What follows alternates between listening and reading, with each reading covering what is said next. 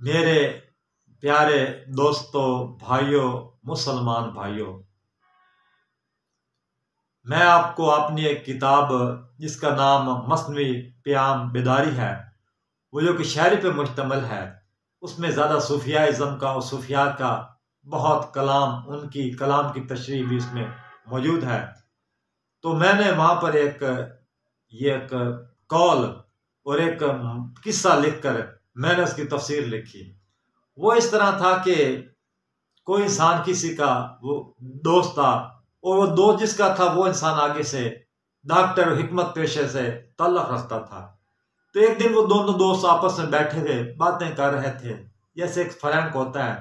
اس نے جو دوست تھا اس نے اپنے حکیم یا ڈاکٹر دوست سے کہا کہ لوگ تب بیمار ہوتے ہیں جب آپ ان کو بد دعا کرتے ہیں۔ تو اس نے کہا کہ یار ہم تو کبھی کسی کو بد دعا نہیں کرتے، ہم نے تو کبھی کسی کا برا نہیں مانا۔ تو چونکہ جو سکیانے والا دوست تھا وہ معرفت والا انسان تھا، اس نے اس پر یہ سوال کیا کہ آپ حضرت یہ بتائیں کہ آپ نماز پڑھتے ہیں؟ انہیں کہا ہاں جی بالکل میں نماز پڑھتا ہوں۔ تو پھر انہوں نے کہا آپ نماز میں دعا بھی مانگتے ہوں کہ یا اللہ تعالیٰ ہمارے رزق میں اضافہ عطا فرما، برکت عطا فرما؟ انہوں نے کہا جی ہم بالکل دعا مانگتے ہیں کہ اللہ تبارک تعالیٰ ہمارے رزق میں اضافہ فرمائے۔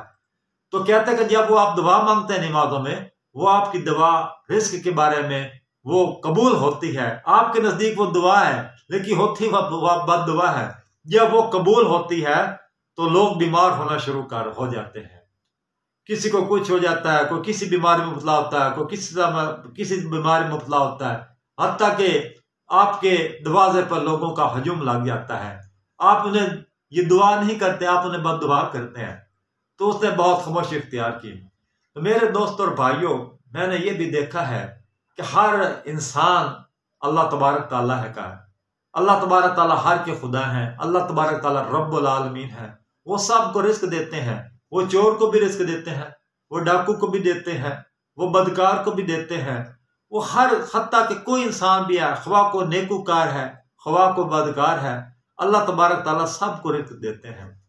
تو اسی لیے میں نے یہ دیکھا ہے، اگر فرق یہ وکیل حضرات ہے، وکیل حضرات جب یہ دعا مانگتے ہیں اللہ تبارک تعالیٰ ہمارے رزق میں اضافہ فرما، ایسے کر، تو ان کی دعائیں قبول ہوتی ہیں۔ اللہ تبارک تعالیٰ ان کی دعاؤں کو بھی شرف قبولیت بخشتے ہیں۔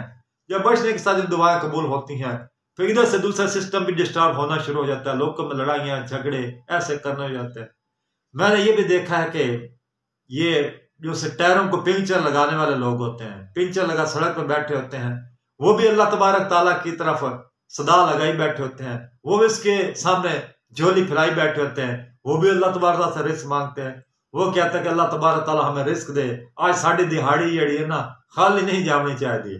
تو جب پھر کوئی سکوٹر گزرتا ہے، کوئی کار گزرتی ہے، کوئی سائیکل گزرتا ہے، کوئی اور ٹرانسپورٹ جو گزرتی ہے تو وہ پنچر ہو جاتی ہے، پنچر ہونے سے ان کا وہ رزق بحال رہتا ہے۔ تو اسی طرح اللہ تبارک تعالیٰ کا نظام ہے، ایک کا نقصان ہے دوسرے کا فائدہ ہے۔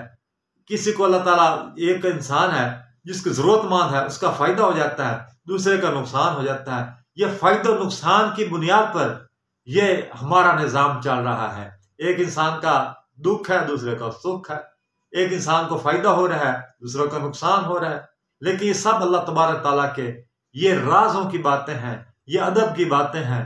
ان لوگوں کا، ان باتوں کا ادراک اور شعور بہت کم لوگوں کو ہوتا ہے۔ صرف ان لوگوں کو ہوتا ہے جو قلب سلیم اور عقل سلیم رکھتے ہیں۔ ہر کسی کا قلب سلیم نہیں ہے، ہر کسی انسان کی عقل سلیم نہیں ہے۔ یہ بہت کم معاملہ ہے جو کہ میں نے خود ملاحظہ کیا ہے۔